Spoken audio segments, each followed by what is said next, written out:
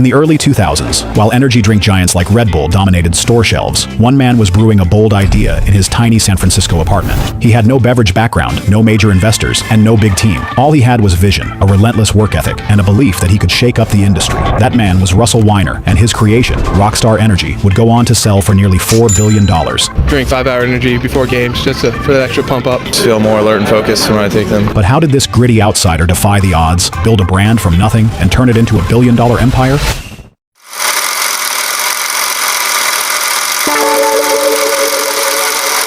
A billion-dollar idea, born in a small apartment. Russell Weiner wasn't a beverage mogul. He wasn't even a seasoned entrepreneur. In fact, before founding Rockstar Energy, he was best known as the son of conservative radio host Michael Savage. All he had was a background in politics and working on political campaigns. But in the early 2000s, he spotted something the energy drink market hadn't fully tapped into, and that observation would soon birth a billion-dollar brand. At the time, Red Bull was king. The Austrian brand had already introduced the US to a new kind of soft drink, one not meant for thirst, but for performance. But Russell saw a gap and made it the cornerstone of Rockstar Energy's entry into the market. Bringing his vision to life, however, wasn't glamorous. With no experience in the beverage industry and no major investors backing him, Russell started Rockstar from his tiny San Francisco apartment. The space was barely big enough for one person, yet he turned it into a makeshift headquarters. Stacks of cans, papers, and packaging materials took up every corner. The kitchen doubled as a test lab, and the living room became his office, warehouse, and meeting space all in one. There was no air conditioning, the plumbing was unreliable, and sleep was often interrupted by the noise of delivery trucks or late-night brainstorming. Friends who visited described it as organized chaos, a far cry from the sleek startup spaces of Silicon Valley. And yet, despite these odds, Russell pushed forward. Today, it's easy to focus on the billion-dollar worth of Rockstar, but that headline skips over the blood, sweat, and energy that built the company from scratch. Rockstar didn't come from a lab or a boardroom. It came from a cramped apartment and a founder crazy enough to challenge giants. And this is just how he did it.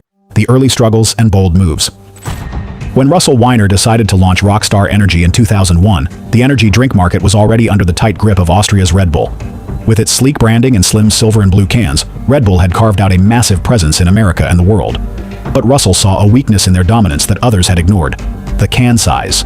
In truth, Red Bull was small, literally. Its 8.4-ounce can left some consumers wanting more, especially Americans used to larger portions. Russell didn't reinvent the wheel. He just believed there was an opportunity to not only match Red Bull's buzz, but to offer twice the product for the same price. So, instead of launching a direct replica, he did something bold. Rockstar would come in a 16-ounce can, twice the size, same price. That one move was more than a packaging choice. It was a statement. Rockstar wasn't just another energy drink. It was bigger, louder, and meant to stand out. But disrupting an industry doesn't happen overnight. In fact, in the early days, it barely happened at all. Russell faced rejection at every turn. Retailers didn't want to make room for a brand no one recognized. Distributors weren't interested in the extra effort of pushing an untested product. And investors didn't believe it was worth the risk to take on industry giants like Red Bull and Monster. So Russell took matters into his own hands.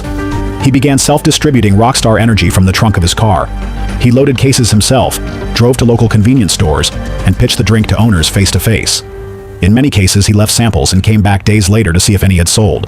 If they had, he restocked. If not, he tried again elsewhere. His San Francisco apartment became his office, warehouse, and lab. There was no team, no secretary, no marketing department. Just stacks of cans, handwritten notes, scribbled sales routes, and an unrelenting belief that Rockstar had a place in the market. With no money for commercials or billboards, Russell turned to grassroots marketing to get the word out. He personally sponsored local events, music festivals, and motocross shows, anywhere his target audience would be. He made sure Rockstar was visible where it mattered most, connecting the brand with people who cared about attitude, high energy, and standing out from the crowd. Against the odds and the industry giants, Russell Weiner's hands-on grind began to pay off. Slowly, Rockstar gained traction, one store and one city at a time. And all of it was built not in a boardroom, but by a guy who worked out of his bedroom and never took no for an answer. And one of the smartest moves he made was his unique, aggressive marketing style. The Rockstar Edge, what made it stand out? Russell Weiner knew from the start that Rockstar couldn't just be another energy drink. It had to be a movement, a brand that spoke to people who didn't follow the rules. So instead of going sleek, classy, or clean-cut like Red Bull, he went loud, bold, and in your face. From the can size to the branding, everything about Rockstar was designed to feel bigger, brasher, and more rebellious. The name Rockstar itself was a statement, and it wasn't about sports or performance, but about attitude and identity. The 16-ounce black and gold can looked aggressive. The star logo had sharp edges. The overall design oozed edge, toughness, and energy. It wasn't subtle. And that was exactly the point. Where Red Bull felt like a drink for athletes and professionals, Rockstar targeted a wilder crowd of young people, partygoers, and fans of extreme sports. Instead of sticking to clean and polished marketing, Russell leaned hard into the underground culture of skate parks, dirt tracks, and music stages. He poured time and money into grassroots sponsorships by partnering with motocross riders, skateboarders, BMX athletes, and rock bands. Rockstar wasn't just showing up to these events, it was sponsoring them, putting its brand front and center in places where mainstream advertisers rarely went. Russell also made sure Rockstar was everywhere the party was happening. Music festivals, spring break destinations, college tours, and club scenes became key locations for branding efforts. He gave out free cans at events, slapped Rockstar logos on motorcycles and stages, and made the drink synonymous with adrenaline and nightlife. This guerrilla marketing approach helped Rockstar stand out and build loyalty among the young, rebellious crowd it was targeting. And it worked. Within a few years, Rockstar became a cultural brand, not just a beverage. People didn't just drink it for energy, but to feel cool, edgy, and alive. This emotional connection gave Rockstar staying power and made it one of the first true lifestyle energy drinks on the market. Compared to Red Bull's clean and sporty vibe, Rockstar felt more raw, street level, and relatable to a different kind of consumer. It wasn't trying to impress CEOs or Olympic athletes. It was built for dirt bikers, skaters, college kids, and late-night partiers. And this image stuck. The brand became the badge of a certain kind of life. The wild, go hard, no sleep life. And in that world, Rockstar was the fuel. Marketing might have opened the door, but what kept Rockstar inside the industry and growing was the mindset Russell carried into every decision he made. Mindset over money. Russell's founder philosophy. Russell Weiner didn't build Rockstar Energy by chasing quick cash. In fact, he turned down several chances to sell out early, even when the money was tempting. For him, it wasn't just about launching a product. It was about building something that would last. He believed in playing the long game, and that mindset shaped every move he made. In the early 2000s, energy drinks were exploding, and big players were scouting for fast-growing newcomers. Russell had offers, but he refused to sell out or partner with corporations that didn't align with his vision. He wanted control, not just over the product, but over the brand, culture, and direction of the company. He once said in an interview, "If I'm going to lose, I want to lose because of my decisions, not someone else's." Unlike many startup founders, Russell didn't chase investors or splash cash on flashy offices. He kept it lean, working from his small office, making calls, managing deliveries, and negotiating deals himself. While other companies raised millions for big marketing campaigns, Russell relied on grit and hustle. What drove him was not money, but impact. He wanted Rockstar to stand for something, not just energy, but rebellion, individuality, and confidence. He focused heavily on branding and lifestyle, making sure every can, ad, and sponsorship spoke directly to his target audience. His goal wasn't just to be noticed, but to be remembered. Another key to his mindset was delayed gratification. Instead of grabbing fast profits, he reinvested into the brand. His philosophy was simple: own more, control more, and grow stronger. He believed in long-term equity over short-term success, a rare trait in an industry obsessed with fast exits. And he didn't let setbacks rattle him. Russell faced countless rejections from retailers, distributors, and even early consumers. One major challenge that nearly disrupted Rockstar Energy's growth came in 2009, when the company lost its key distribution deal with Coca-Cola. The partnership, which began in 2005, had helped Rockstar expand quickly, getting the drink into more stores and boosting its credibility in a crowded market. But behind the scenes, tensions reportedly grew. Russell Weiner was known for being direct and fiercely protective of his brand, which sometimes clashed with Coca-Cola's corporate style and long-term priorities. Eventually, Coca-Cola decided to shift its focus to its own energy drink brands, and the partnership ended. For most companies, losing a partner as big as Coca-Cola would be a fatal blow. Rockstar sales took a hit, dropping by around 5%, and many doubted the drink could recover. But Russell didn't back down. Instead, he quickly pivoted and struck a new distribution deal with PepsiCo. The move was bold and risky, but it paid off. Rockstar not only survived the switch, but thrived. Pepsi's network matched Rockstar's edgy style better than Coca-Cola ever had. What could have been the end turned into a turning point, all because Russell refused to let one setback define the company. It was a moment that proved just how far grit, speed, and belief in your brand could take you. It wasn't luck, it wasn't hype, it was vision, resilience, and a refusal to give up.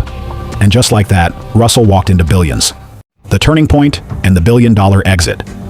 By the late 2000s, Rockstar Energy was no longer just a scrappy challenger. It was a full-blown player in the energy drink industry, competing head-to-head with Red Bull and Monster. The turning point came when Russell Weiner started landing big distribution and retail deals.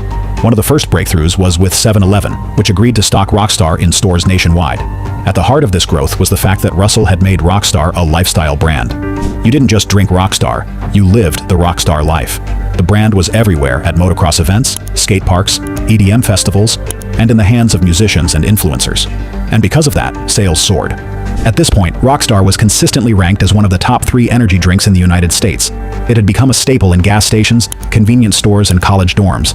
All the while, Russell stayed independent throughout the rise, refusing early buyout offers. This allowed Rockstar full creative control, letting the brand stay true to its identity without being watered down by corporate demands. And this decision paid off massively. By 2020, Russell knew it was time to hang his hat. He sold Rockstar Energy to PepsiCo for a staggering $3.85 billion. According to reports, he walked away with over $3 billion personally from the deal, making it one of the most lucrative exits in beverage industry history. And it wasn't just about the money. This was a stamp of validation. A guy with no beverage background, no initial investors, and no office had built a brand worth billions. Compared to Red Bull, which remains privately owned, and Monster, which had partnered with Coca-Cola years earlier, Rockstar's journey stood out. It proved that independent hustle could lead to billion-dollar success. The sale came at the perfect time when energy drinks were booming. The market was shifting toward health-conscious branding, and PepsiCo needed a bigger slice of the space. Russell saw the writing on the wall and made his move. It was more than just a win. It was a billion-dollar mic drop. Legacy of a rockstar, what Russell Weiner's journey teaches us. Russell Weiner's story isn't just about an energy drink, but about energy itself. Not the kind in a can, but the relentless drive of one man who turned a bedroom startup into a billion-dollar brand. He didn't have a team, investors, or industry experience.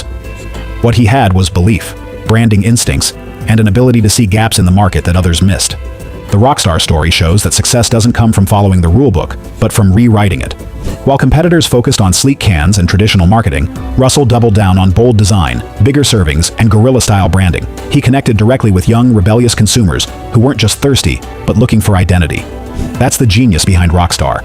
It wasn't just a drink, but a movement. For entrepreneurs, there are clear takeaways. First, you don't need a perfect start. You don't need venture capital, fancy offices, or a spotless resume. What you need is grit, a sharp eye for opportunity, and the willingness to go all in when others hesitate. Russell worked from his bedroom, made deliveries himself, and hustled through rejections that would have made most people quit. But he stayed focused and adaptable, pushing forward even when the odds were stacked against him.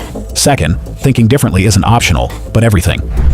While Red Bull owned the premium European image, Russell understood American consumer habits and preferences. He gave them a bigger can at the same price and wrapped it in a brand that felt loud, wild, and unapologetic. That outside-the-box thinking is what made Rockstar explode in a saturated market. And third, never underestimate the power of timing and vision. Russell knew when to hold and when to sell. His decision to keep full control allowed Rockstar to maintain its edge. And when the time was right, he exited at the perfect moment, netting over $3 billion in the process. Today, Russell's story continues beyond beverages. He's dabbled in politics and made massive moves in real estate. But his legacy as the Rockstar founder remains a blueprint for bold, street-smart entrepreneurship. What do you think about Russell's journey? Tell us in the comments below. Thank you for watching. See you in the next video.